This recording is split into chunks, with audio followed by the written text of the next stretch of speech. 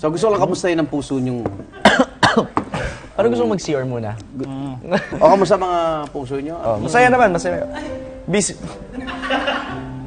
Busy sa trabaho. O unahin si Aljo. Sino man ang unang nakipag-break? Ikaw, no? Ako nauna ko. Nauna ka. Tagal na, 2 taon na eh. Ang huling relationship ko is 2 years ago pa. 2 years So, ago. okay na ako.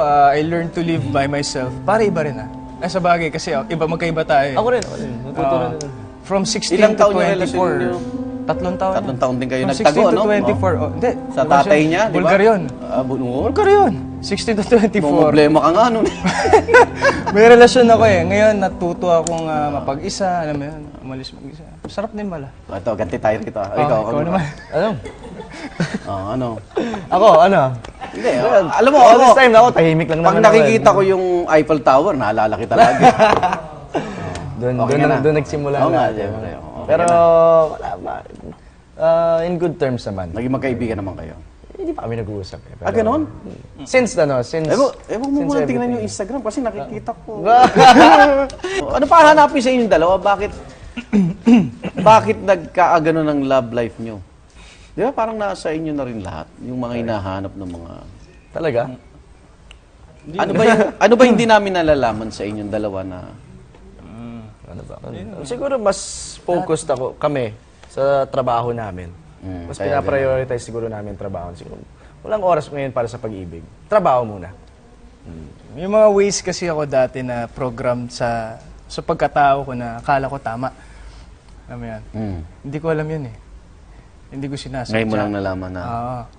Sa 2 taon na naging single ako, oh man, na-realize ko lahat yung mga ginawa ko noon. Na baka nakalimutan yung mga sarili nyo. Ganon.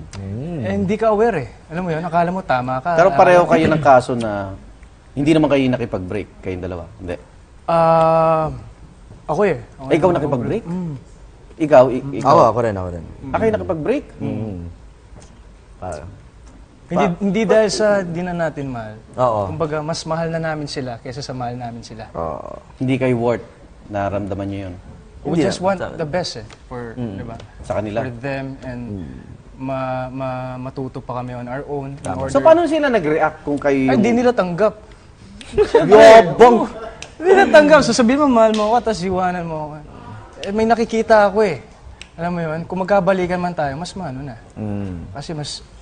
ito lang naman yung question dyan eh. Umaasa pa ba kayo na magkakabalikan kayo? Alam mo, nandun yung thought na yun. Pero ang Kung may question karelasyon kasi... na rin sila? Well, we just love them from afar. Wow! Pwede pa quietly, no?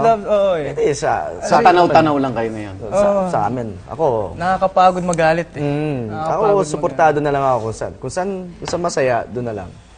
Kung anong mas makakabuti para sa amin dalawa, ganun na lang. Maging masaya ka na lang sa taong yun. Parang don't hold grudges, di ba? Eh, ba't di kayo mag-usap? Busy kami. Di kayo, ganun din. So walang closure pa to?